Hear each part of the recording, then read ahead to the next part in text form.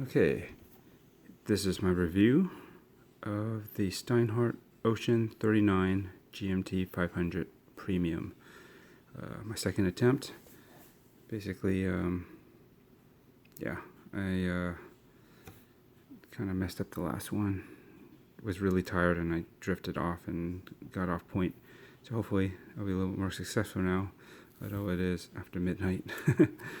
Anyways, let's just go into it. This is a relatively new watch from Steinhart. Right now it is right around the end of May, and this came out, I think, mid, or is it late March? Somewhere right around the exact time that the Seiko SPB 089 Alpinist was announced. And I just remember that day because I got that watch and I was like, oh, this is another one that has blue accents, and it was pretty cool. But did not think I would go back to this because I actually had the original 42 millimeter in titanium before. Pretty much the same thing, but just larger in titanium. And I had it twice. Really liked it, but the titanium finish I could never get over. That grayish color was okay, but the fact that the case, and possibly the bezel too, but at least the case and the bracelet and this, particularly the clasp, just did not match tonally.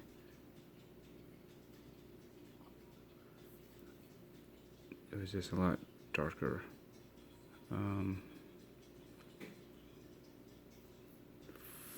On the clasp at least, and it was like matte, and I don't understand why they couldn't have done brushed all the way through. Anyways, hold on. So, here it is now, in 39 millimeters, which is their new Ocean's line, or I guess Ocean 1. They still consider Ocean 1, but this is a 39 just to be more specific, because it's 39 millimeters.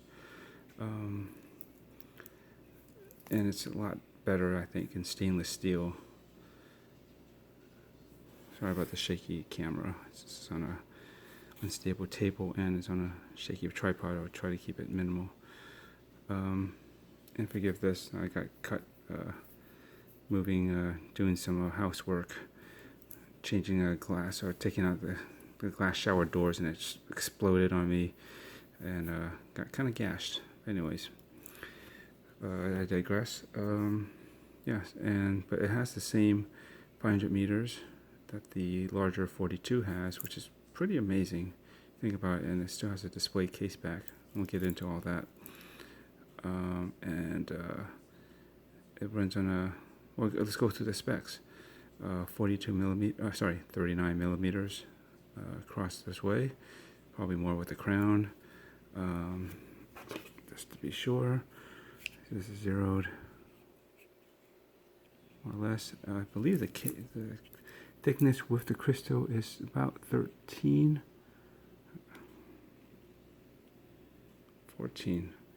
You know, it is a bit thicker than I thought it was.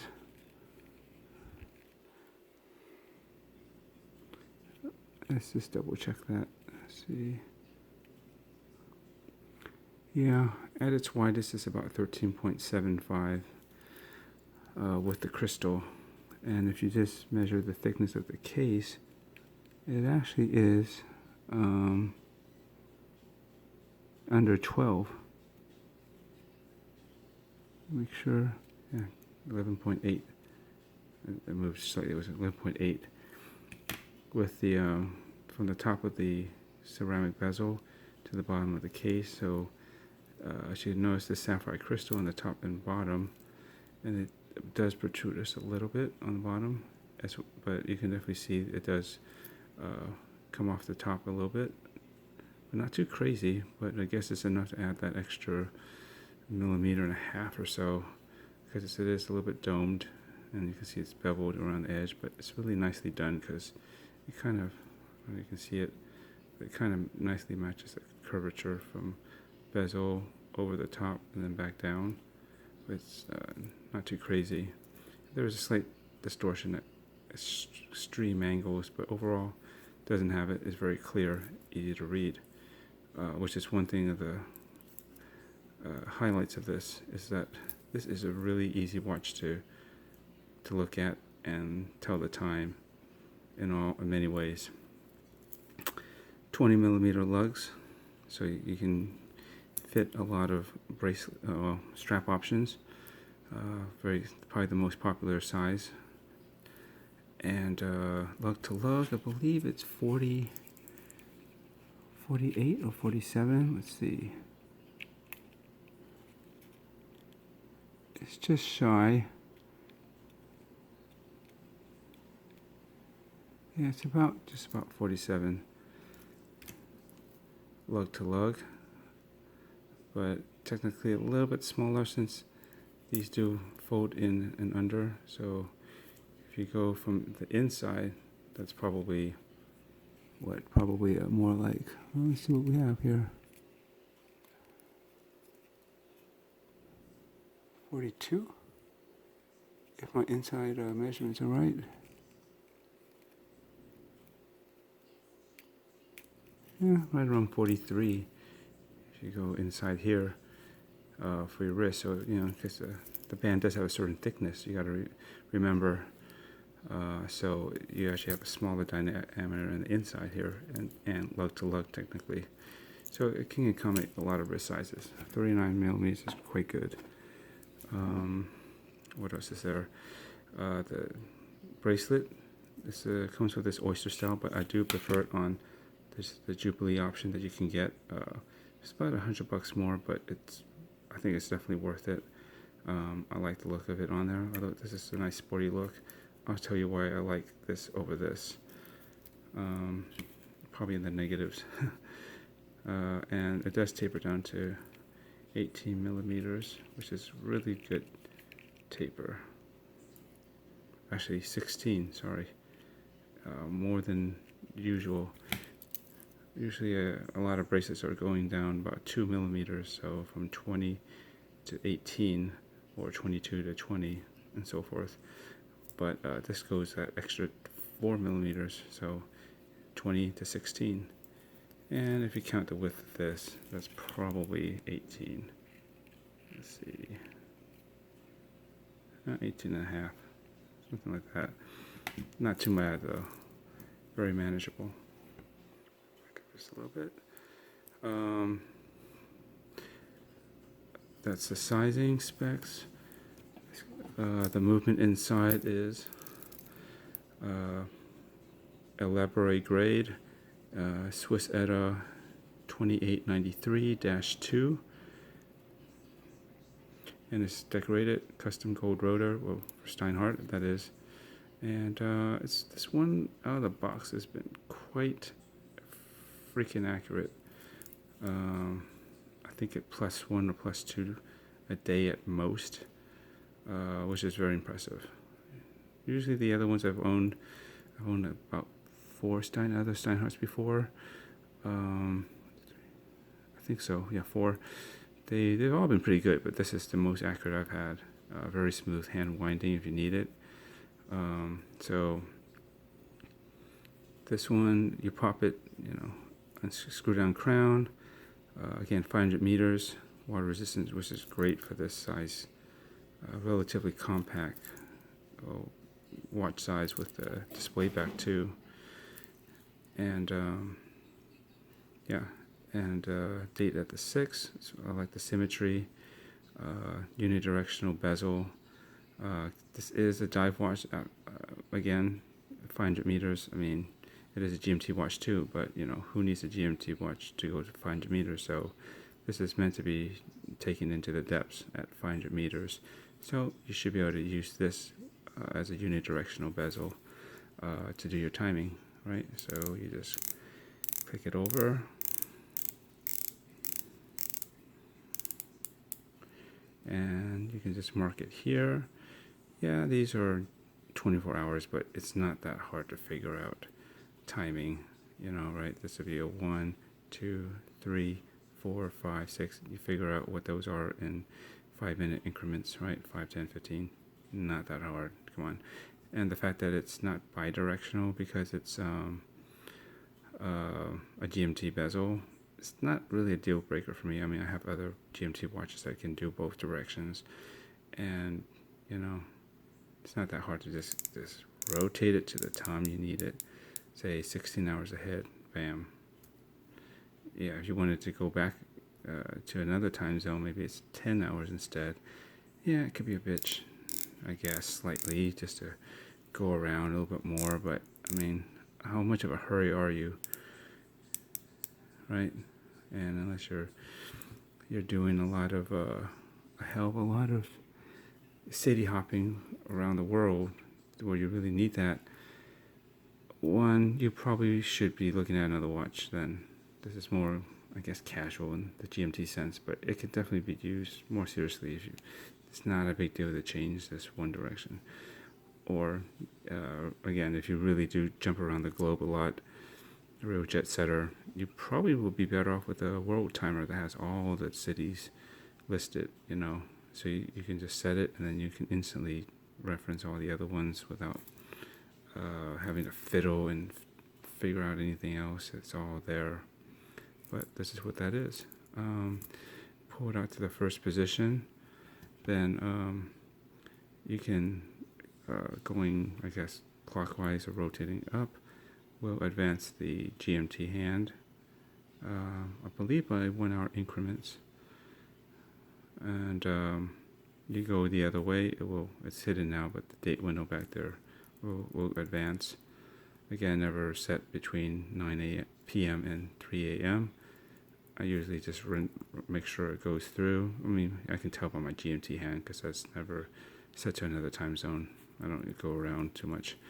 And so if it's around here, I know it's not 12 p.m. in the afternoon, otherwise it'll be pointing down here. If it was, it'd be safe to do the date set first if I want it. But if I'm not certain, somehow this is off, the GMT hand, or you are in this time zone, I would just, between 9 p.m. and 3 a.m., I would just advance it till you're past out of 3 a.m. And then if you want to set the date and then set the time, not a big deal. Pretty sure this beats at 28,800 or so abouts, so it's a relatively smooth sweep,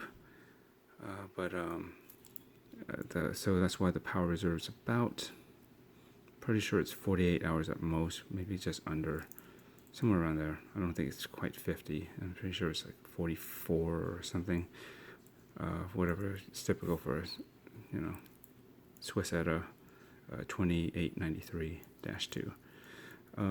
What else can I say about this? Well, I think that's pretty much about the specs.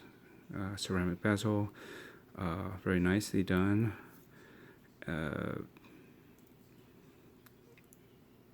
You got it inside a chapter ring for the minutes, which is kind of nice. I like that.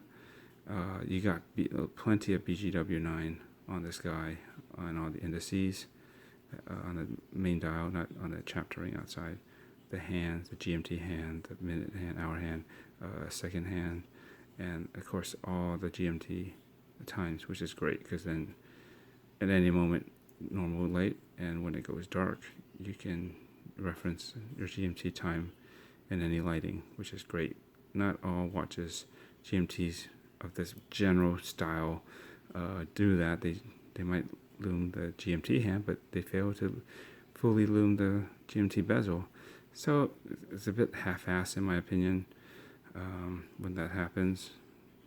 And yeah, you can sort of see it if you're going to go by the hour indices, but say you do have another time zone, or this is what you use to set your new local time zone, whatever.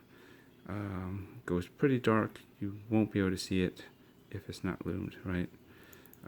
But not with this. It won't be a problem with this because it is fully loomed, which is great. The BGW9 does last a very long time, quite reactive, looks great.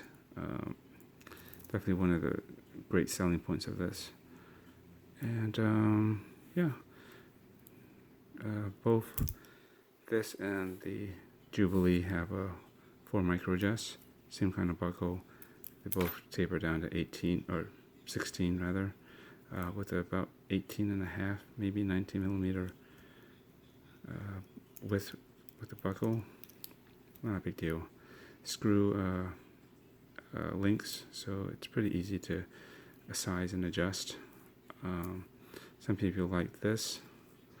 I like the way it drapes down directly here instead of the piece that sometimes this is the center part kind of comes out and then it drops and bends on the kind of on the outside of the lug to lug. I don't really find that a problem, because if your wrist is not if it's not the skinniest, which is like something like this, everyone has a wide enough wrist where this would naturally kind of come out anyway, so having that little piece come out here is not a big deal, but it doesn't do it on this. And that's pretty much it, I think, in terms of specs. Let's see, how has this been performing? Great, like I said, +1, maybe +2 seconds per day. With my usage, it's just really great out of the box. I would say for me, this bezel is particularly stiffer than others I've had from Steinhart. I can turn it fine with my left hand, you can see. And I think it's because it's this direction and the way my hands can grip and torque it, it works out just fine. But if I were to try to do it with my other hand, it is harder for some reason. I don't know, either this hand is weaker, which it shouldn't be because I am right-handed, but I have to grip it with my nails kind of like this to be able to turn it. See, and it's not the best grip, I'll tell you that, but luckily I don't need to use this that often. But yeah, see, you can grip it like that and turn it, which is not ideal, but it is doable, because your fingers still slip out. If I try to do this, I just don't have the purchase to do it unless I guess the main thing is, I guess if I can grip the, like up here and down here, this looks okay to me. It's not natural. I think I get a better purchase like that.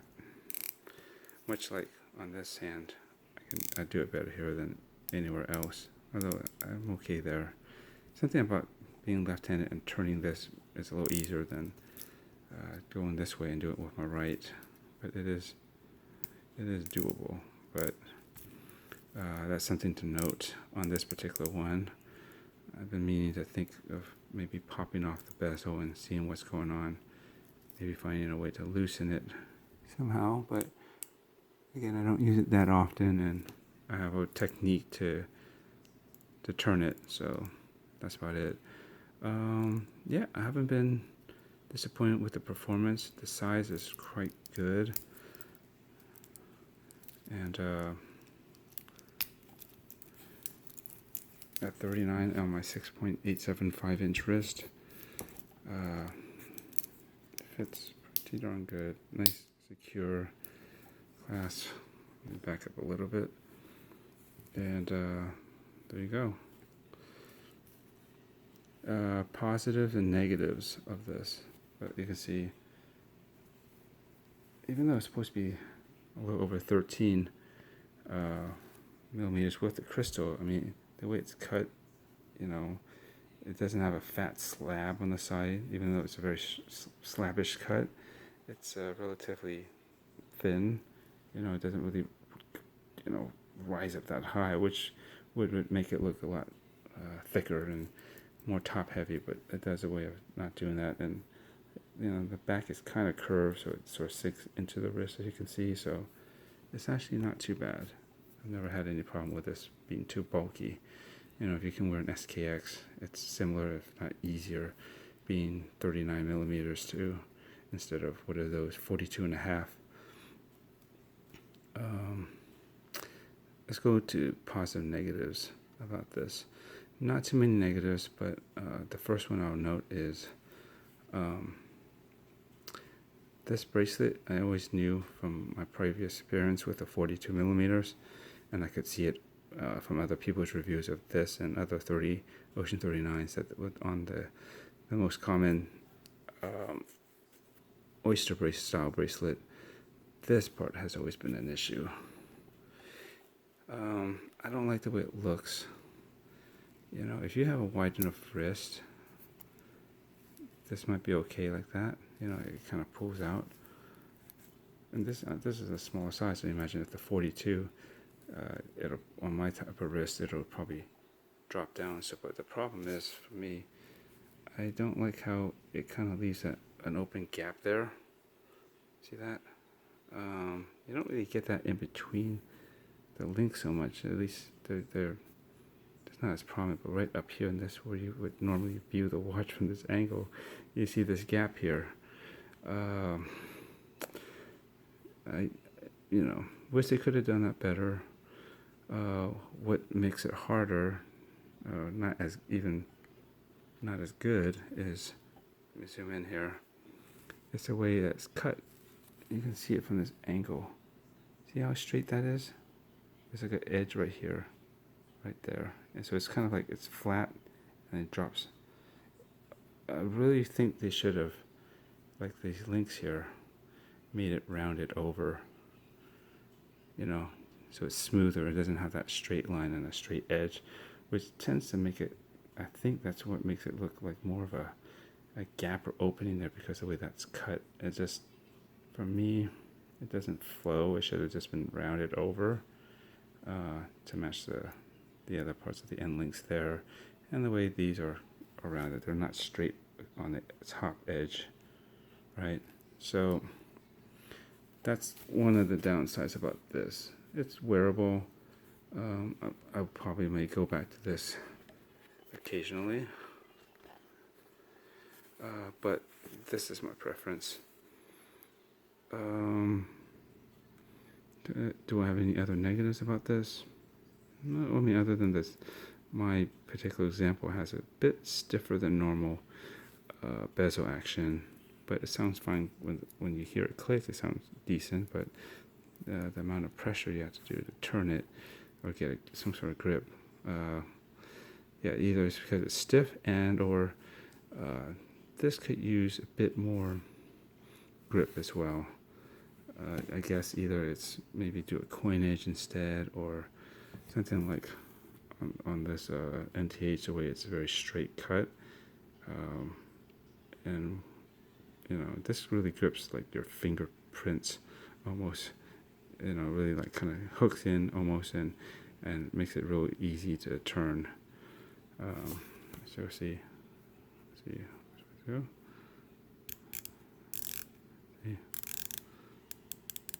it just kind of grabs the surface of your finger, and then that's already easy. Makes it easy, and it's not that stiff of a bezel action, anyways. So, yeah, this could have either made these more, I guess, recessed or raised rather, or it comes out so that you can get a better purchase, and it's just, you know, grab onto your fingers better. Because as it is, it's pretty smooth, even though it's got the cutouts and, you know, stuff. It doesn't quite have the best grip. Other than that, I suppose some people complain about this part being too straight.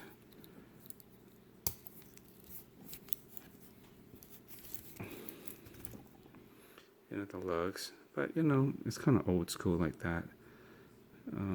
At least on the bottom, it doesn't curve down as much. You know, I think if I could bring my Rolex out, you would see that the Oyster cases are basically kind of like that on the bottom, anyways. Only thing is that they're more rounded on these ends on the top, which it could probably do with, but I'm not complaining because overall it's a good fit and it looks clean still. Oops, or the focus. I would love to have drilled lug holes on these. I think that would have been a cool thing to have had on there, because this thing is a strap monster, and it would just make taking the bracelet off especially a little easier, because it is a very well made solid, and it looks like it's a perfect fit.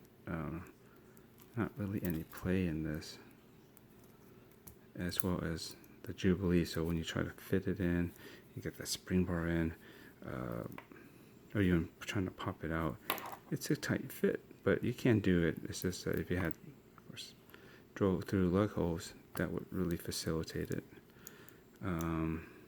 So let me pause and switch over to that bracelet, and I'll go over the positives.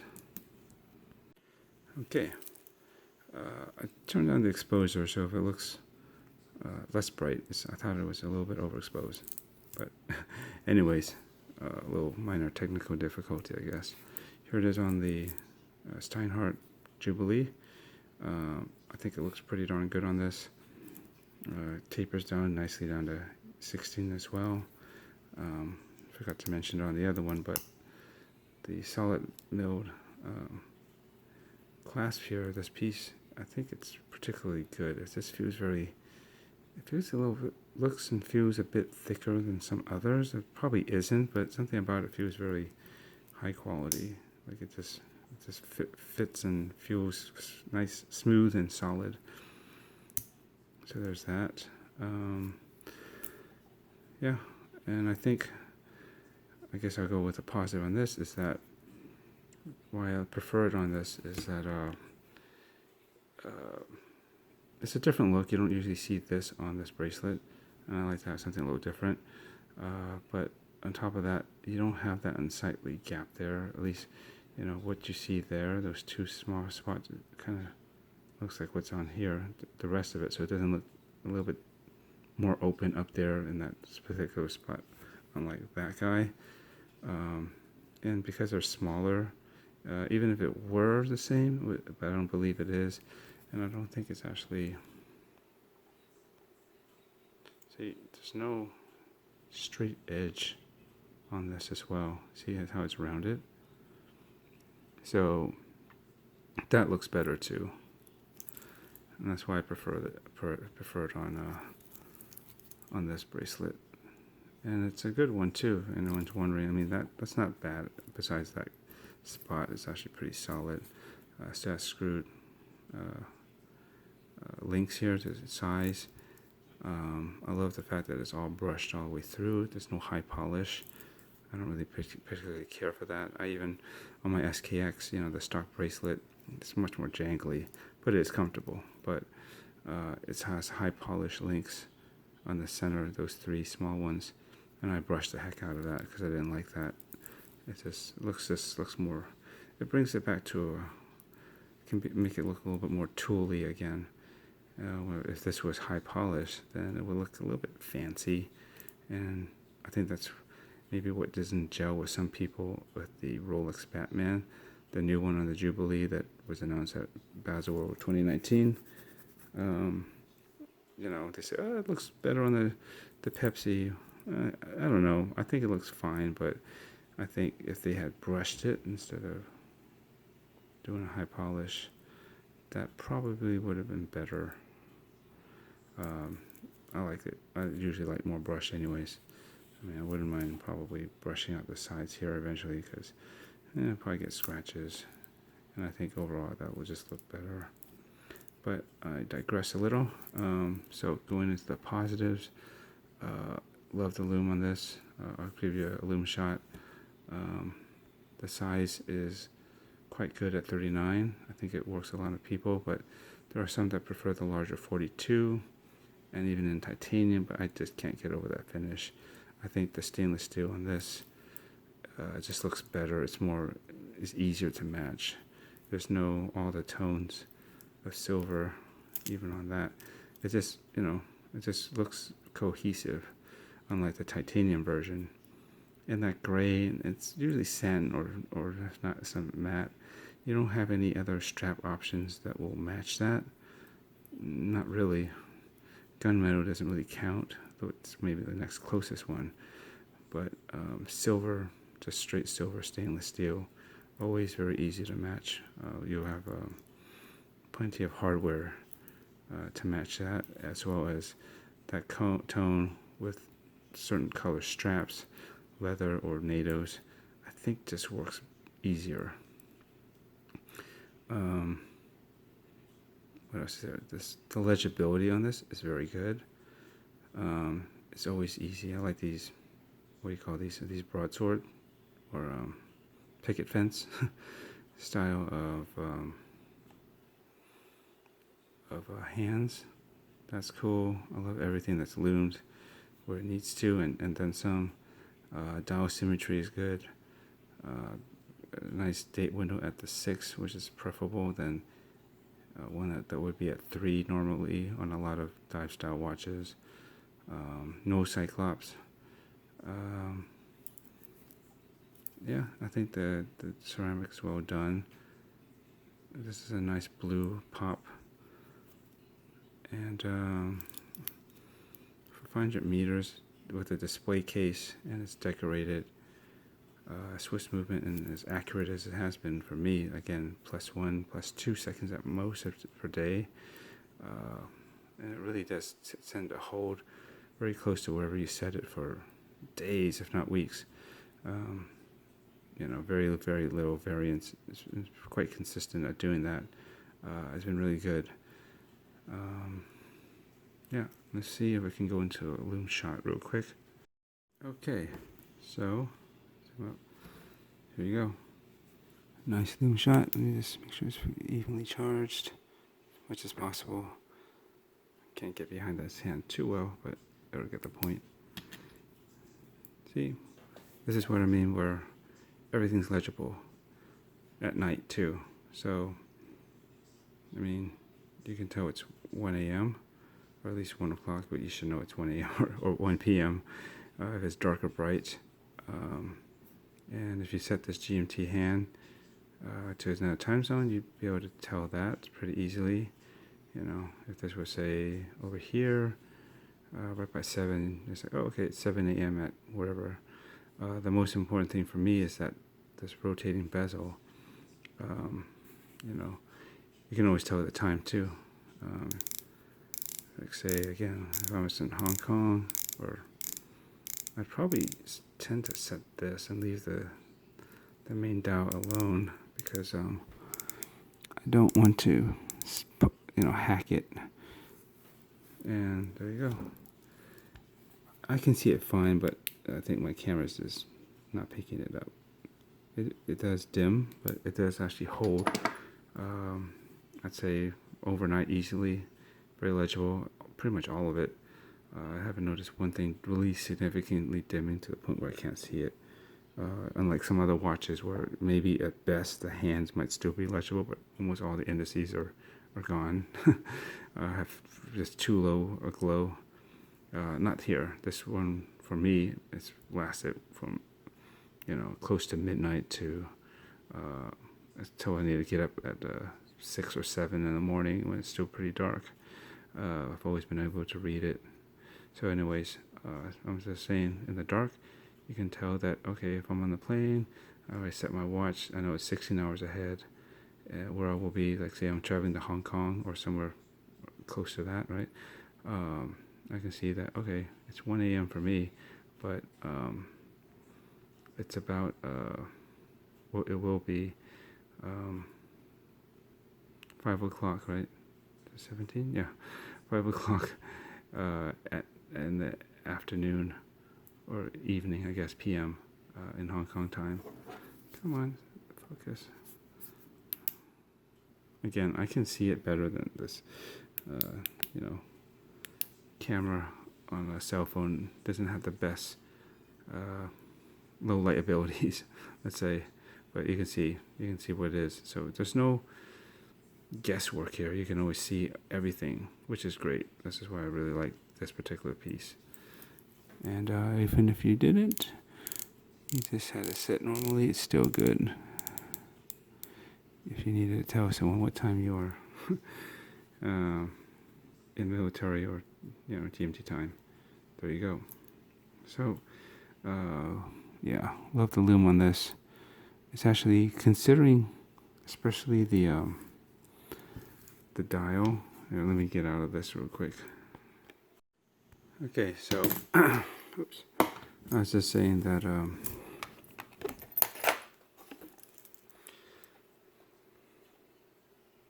considering it's not really, I don't believe it is applied indices. It's just printed on with a decent coat, I guess, or layering, whatever it's however they did it. It's impressive enough where it lasts just as long as the hands. Probably the weakest one might be the seconds because it's particularly thin, but most everything else, but pretty much, yeah, definitely everything else you can read for a good amount of time. And that's about it. I would definitely recommend this. I mean, depending when you get this costs roughly $700. It could be less if you get it directly from Steinhart. I got this from Gnomon, Gnomon. They're in Singapore. Great place to get Steinharts. They got a lot of exclusive too that you can't buy anywhere else. Same with Squally and some Seikos and other watches, I think. Very fast, good customer service. And sometimes they throw in an extra band depending on the watch or the brand, I guess. But anyways, this would cost you about roughly another $100, or rather this will, this Jubilee. But I personally, I think it's worth it. Again, I prefer the way this is handled, and I like the look of it on it. I think it looks pretty good. Yeah, I think you can't go too wrong with this. I think for 500 meters, 39, it's not really that thick on the wrist. Swiss movement, all that, and great loom, classic style. I think it's actually original to itself. And I'm gonna get into the rant part of this later, right after I conclude here. You can stick around and find out why this is actually pretty good for holding its own and not a copy or fake or something. Yeah, at first glance you might think, oh yeah, it kind of looks like a Batman GMT, or trying to be. No, it's all in the details, and we'll get into that later. I think Steinhart does definitely make some more derivative homages that have the Mercedes hands and the Cyclops, and a lot of it looks very much like a Rolex, which they do a lot of homages to, let's say. But they didn't do a great job at it. So, if you don't have the budget for the real deal and a Rolex, I mean, there's no harm or shame in getting something that has the look that you really want at a price that you can afford, and it's actually built very good. You really can't go wrong. Yeah, it'd be nice if they focus on their own more original designs, let's say. And I think they have maybe at least 2, maybe 3 that I think is original. I haven't seen anything like it, but to be honest, it didn't really appeal to me. I do like the style, but those people will argue that this is trying to be like a Rolex GMT Batman or something like that. It isn't, and I'm going to point that out next. So thanks for watching. So if you want to find out why so many people are wrong about this, because I defend what I purchase and what I like, pretty strongly. We should all be as passionate about these things.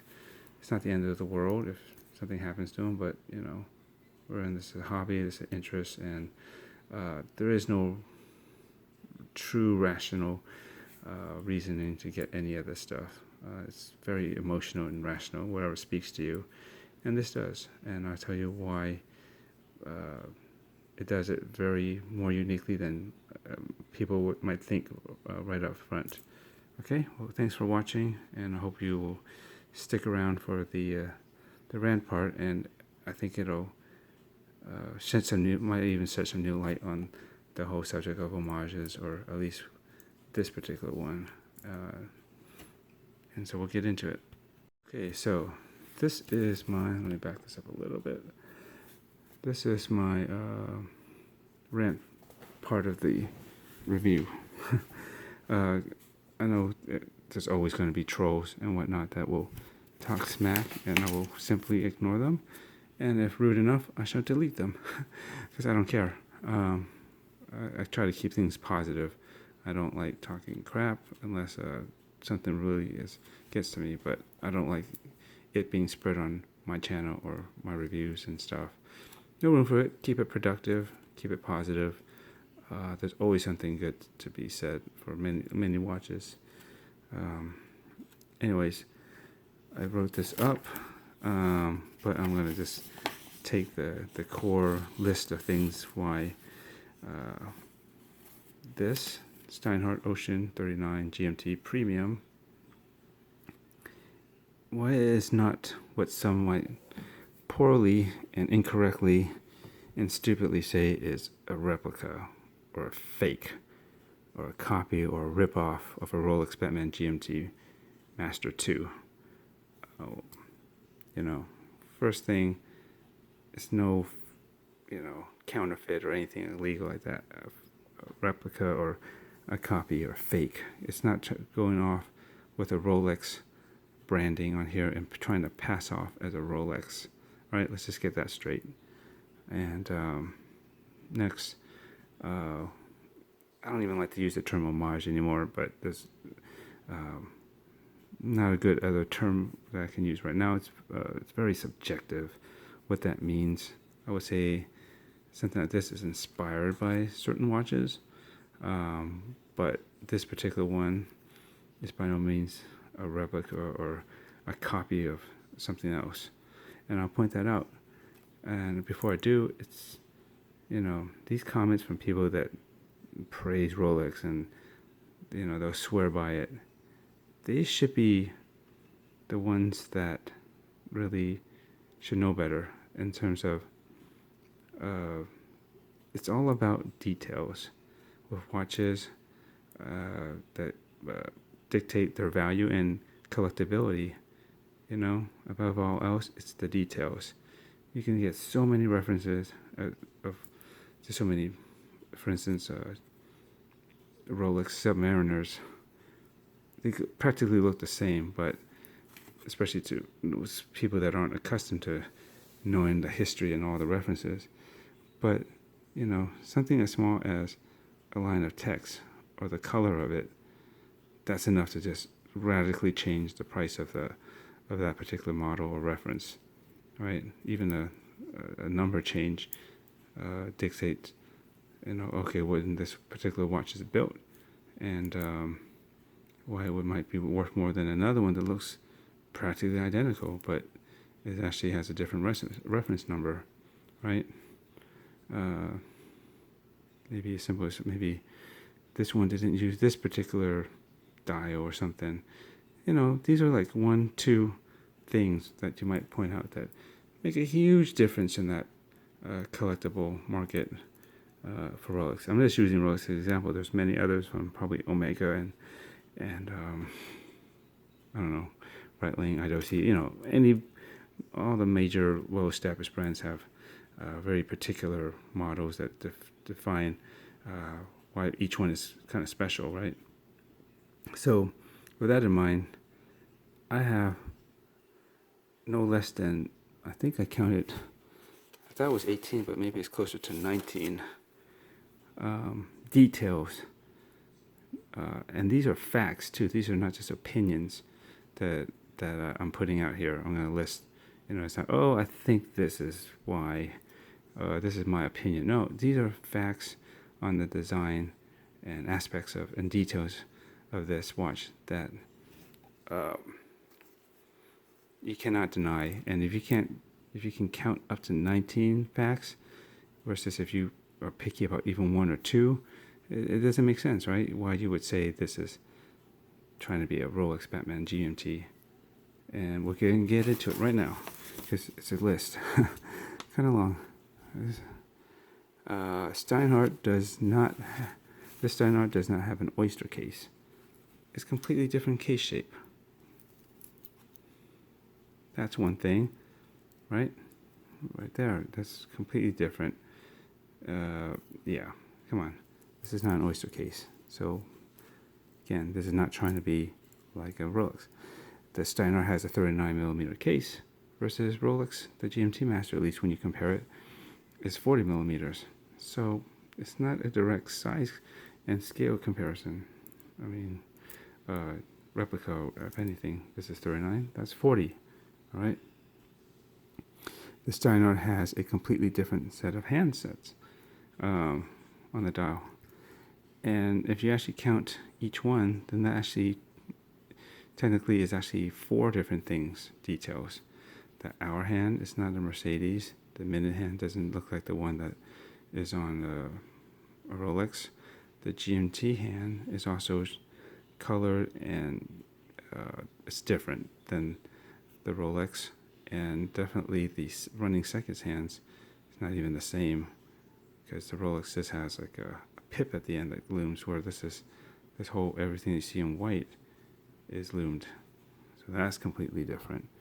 4 things there. So I could have, but we'll count that as 3. I mean, as one complete thing. All right.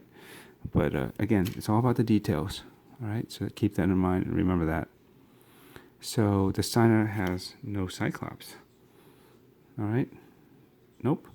And why? Well, it has a different dial layout. You know, it's got better symmetry because the date window is down at the 6, not at the 3, like a Rolex, right? It's just a better position, both for a loom at night and definitely at daytime. It's just the symmetry is just there, you know, over what the Rolex has. You look at the Steinhart does not have applied indices for the hour markers, right? Whereas the Batman GMT Master 2 does. So again, not the same thing there going on. It may look similar to the Submariner style with the triangle bars and the round circles, but the application and execution is completely different, right? So there's that. So point number 7, the Steinhart has no minute markings on the dial itself. You know, directly outside of the hour markings, you might have these the marks, right, the batons or the lines that would be on a Rolex, and it wouldn't be. But this one is on the chapter ring or the rehaut, and it has actually numbers too, like 65, 55, and so forth. That's completely different. The way that was treated, it's not the same as the Rolex. Let's see, point number 8. Same thing, but a little bit more specific. The rehaut is not shiny or polished, or doesn't have all that Rolex labeling for, I guess, counterfeit going on there. It just has the minute markings on the inside, so it's not trying to say Steinhart all around. It's minute markings, and yeah, so that's different. Again, the Steinhart has a matte dial, whereas the Rolex is glossy black. So a very different look and feel right there too. Point number 10, the Steinhart bezel is a 120 click unidirectional rotating bezel. It's meant to be a diver too. You know, 500 meters, what GMT needs 500 meters? But this is actually a dive watch as well. A pretty serious one if it's going to go 500 meters, right? So yeah, so that's why you have this practicality of a unidirectional bezel, just to make sure it's secure in the timing. Although personally I wouldn't mind if it was a good clicking one that's bidirectional. I don't find that they knock out that easily, but you know, that's why they have that. Whereas the Rolex is bidirectional and 24 click, not 120 click. So the bezel action is completely different. So Steinhart's not trying to replicate that. The Steinhart font on the bezel insert is also different. The Rolex is much more bold. You know, too big in my opinion.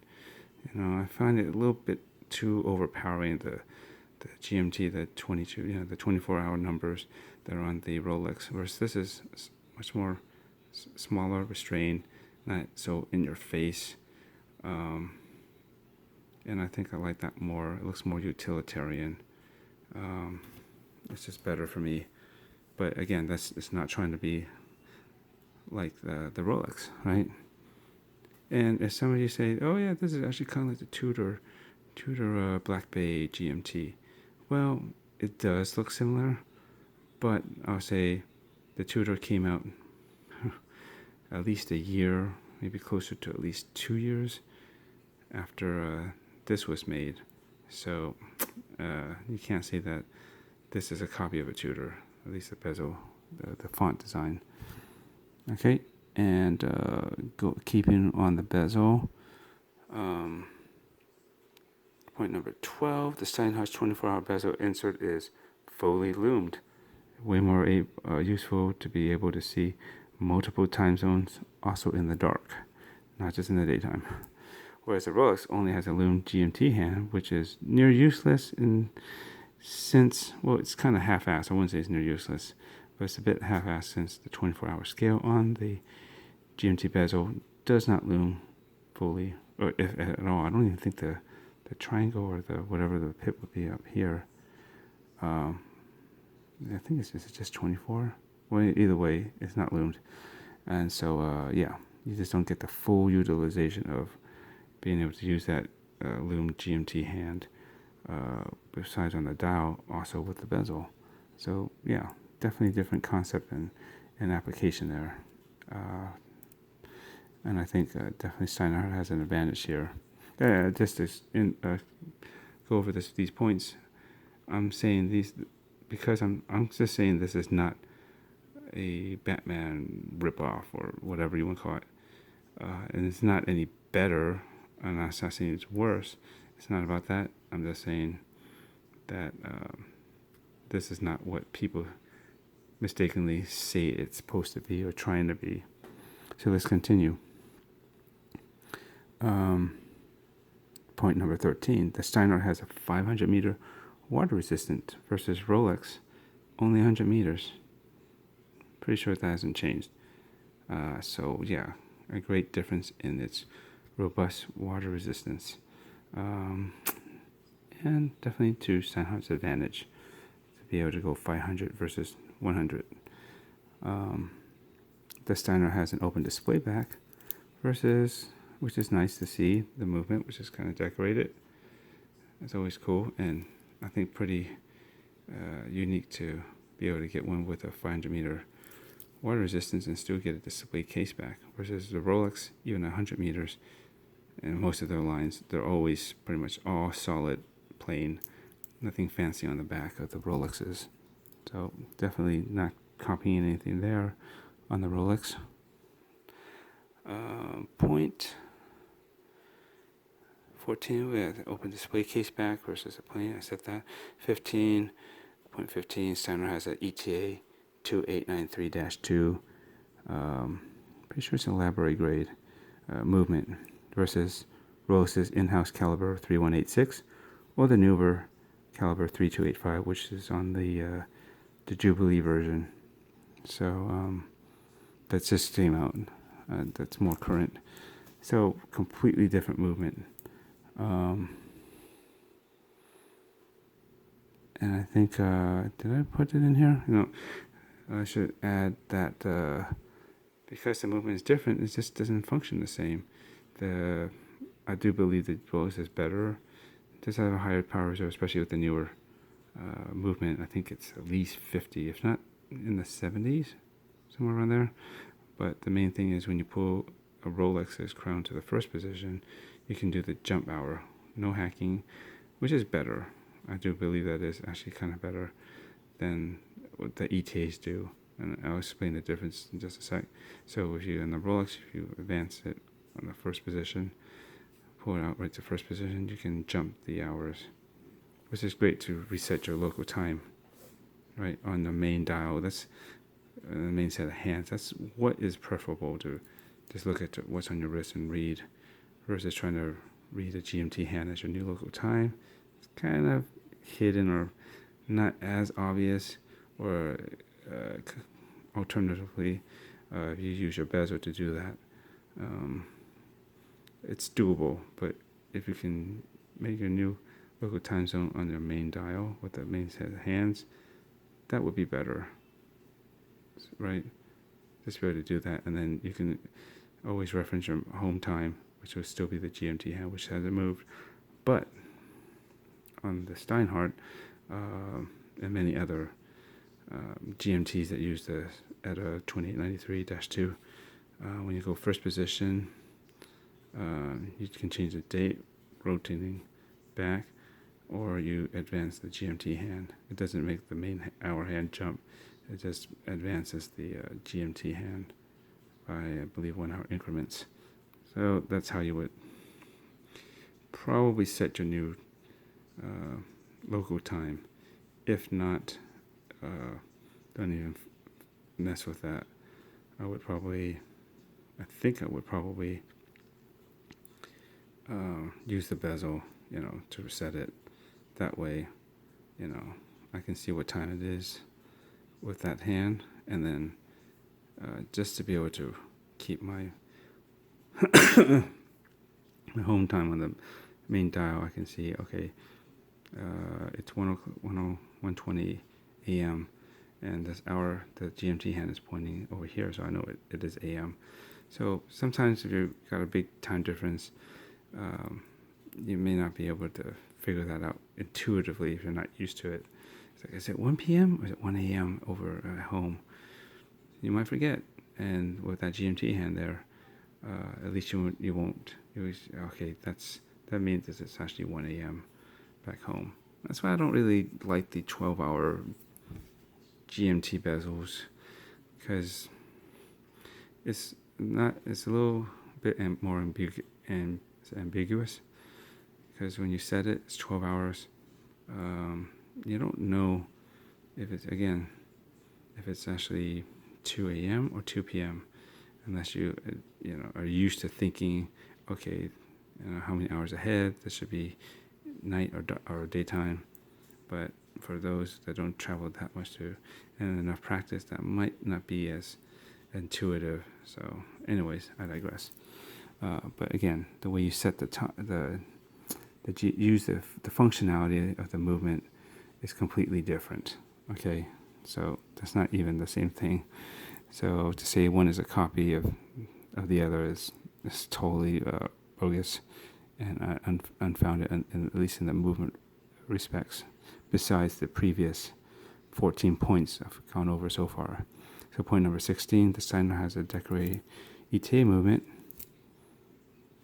Did I already mention that? Yeah, well, it is. I was going to mention the architecture and the way it performs before. This time, the fact that this is decorated and the Rolex is not. That's another difference, but I think I did already jump into that. But that would be still 0.16, and technically that should be 0.17 because I threw in something about the way the movement, the way that you adjust the local time is different. The Steinhart has a crown system completely different. Well, it does have a triple lock despite its much weaker 100 meters water resistance. So yeah, the way it locks is just different, to keep water resistant. Now this is sufficient for 500, but Rolex has their own triple lock system, right? But it only works for 100 meters, or so it's listed as. Again, different stuff there. These are the details. The Steinhart has a different bracelet quality, especially a different bracelet clasp. There's no denying that the design of the Rolex bracelet is not only different but better. I mean, that's definitely a main point for most Rolex, especially if you have a Submariner. But even on the GMTs, they're quite good. That's what the modern ones are, at least. But to me, it matters a little to me, given the world's price difference and the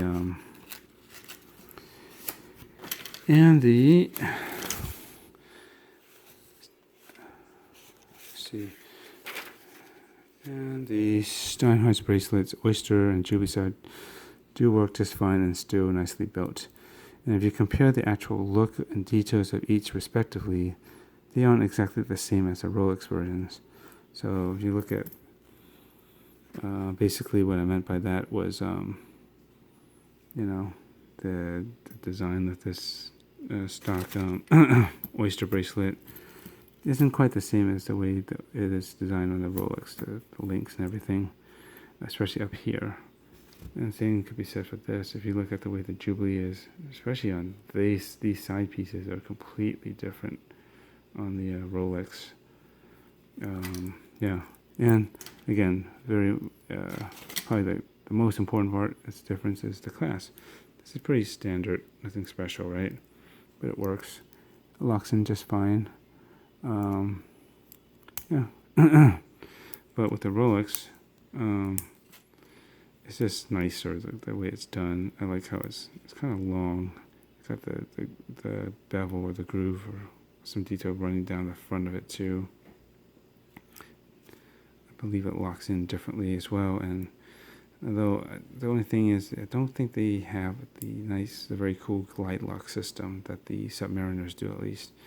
Which is, if they had that, that'd be even better. But yeah, the bracelets are not. They may seem the same at first, but if you really look at the details, especially the way it's the details in this area of this Jubilee compared to the Rolex one, totally different look. I think the Rolex is even more rounded over too. All the links versus this one is probably maybe slightly squashed or flatter looking. I mean, it's still very 3D, but it's not as, I think it's bulbous or, rounded as the Rolex. So that's different. And I guess lastly, the Steinhart has a dome sapphire crystal. See? On the front, which is nice. Whereas the Rolex is flat. And it needs to be so to accommodate that Cyclops that would normally be there at the 3, right? They don't usually put Cyclopses on domed crystals. It sits better on something flat. And so that's about it, I mean, these are, I think, that's basically up to 20 differences, details too.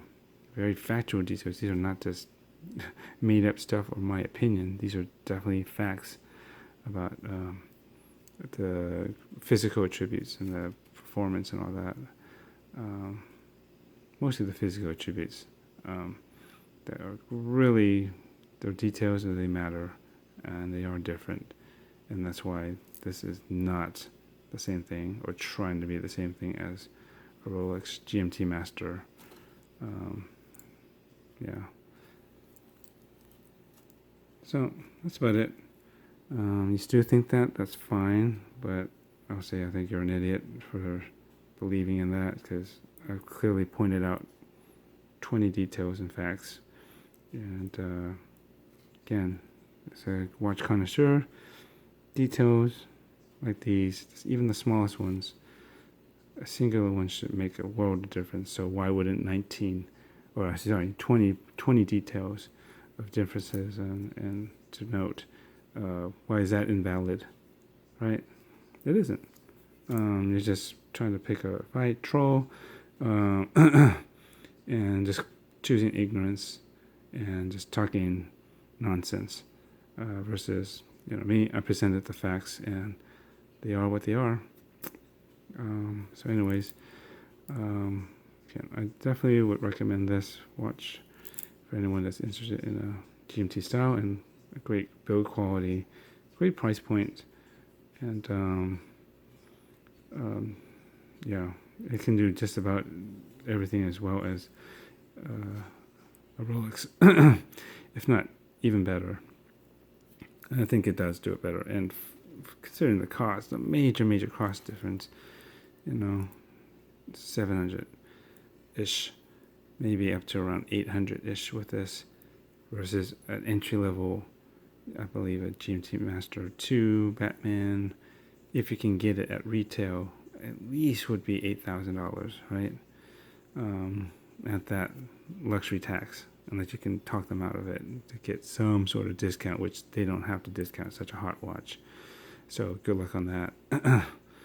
Unless you buy a heck of a lot of Rolexes and other fine watches from them, then they might do something to do you a solid. But for anyone else who can get lucky to get on a waiting list and actually have something come in a timely manner, you're not looking at any discounts. You're probably going to get your price hiked or jacked. And if you want to try to find one in the used market, well, that's even crazier, right? Even the last one, the people have been trying to sell them for well over 10 grand, like 12, 13, and higher. Way more expensive than this one, and it does so much so well. So, but to each their own. Just I'm not. If I had the money, yeah, I probably might actually do the Rolex Batman GMT myself. But I don't. I'm not a baller. I have other things to consider, and this gets me a lot of what that would, but it doesn't. I like it because it's not such a direct copy. It does do things, at least those 20 points that I point out differently, and thus, it's hard to find something that's homage, whatever you call it, and not be such a derivative. It's like, oh my god, this is just pretty much the same thing, but just less expensive and different branding and some other details. But for externally, it looks so much like it. But this one goes. It's unique that it can go there. Yet, if you look at the 20 different details that I pointed out, it doesn't actually cross into those lines, and overlap and try to be something else. It really does end up being its own thing. Cleverly, it comes so close, yet it is different enough to not be the same, try to be the same thing. And that's not easy to do in balance. And I think it does it very successfully. Yeah. So, nothing wrong with the other ones that are, the other 39s or even the 42s, which have the Mercedes hands and the Cyclops and the applied indices and the Pepsi. At least the Pepsi version is very, and even the black one is very, very close to the way the Rolex looks like. And if you like that very more, direct, relatable look, that's fine too. I mean, I used to be into that, but I like that this one is actually something smartly different. It's very cleverly different, and you don't expect it until you really look at it and you compare and you think about it. It's like, yeah, there's all these differences. It's not even the same thing. You put a picture next to the actual Batman GMT Master 2, and if you're going to say they look the same, you need to get your eyes examined.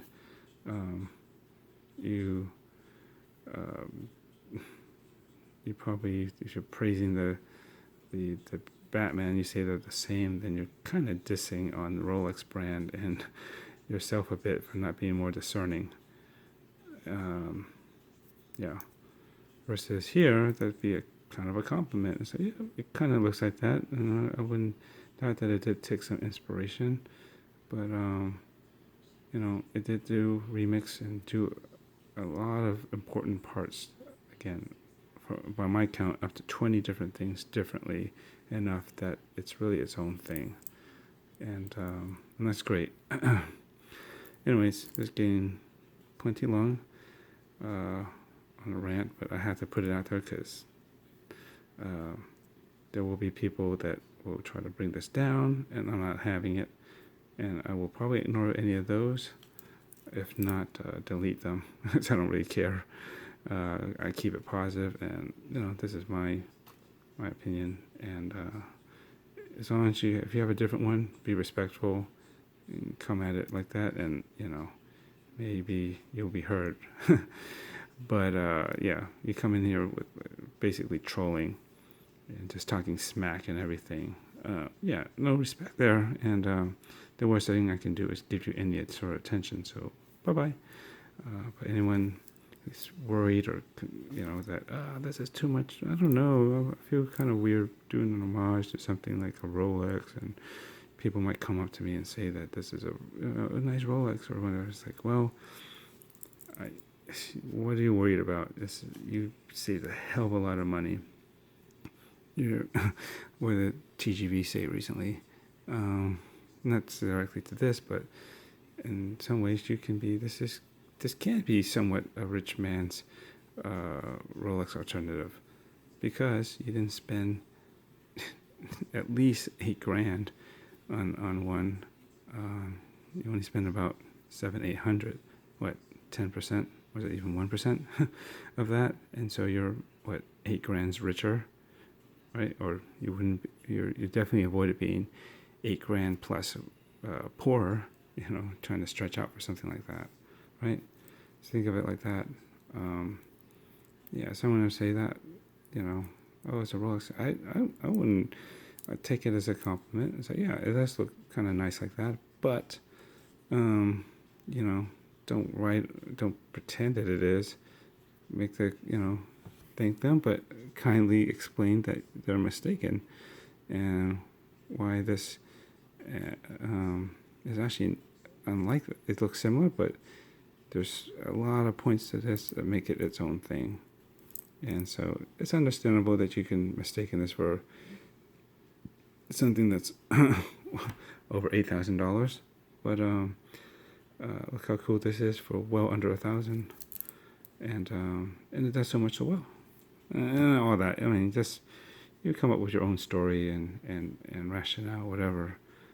But yeah, I wouldn't worry about it. I think there's nothing wrong with getting whatever you can within your budget, and if it looks close to something else, so be it. Who cares?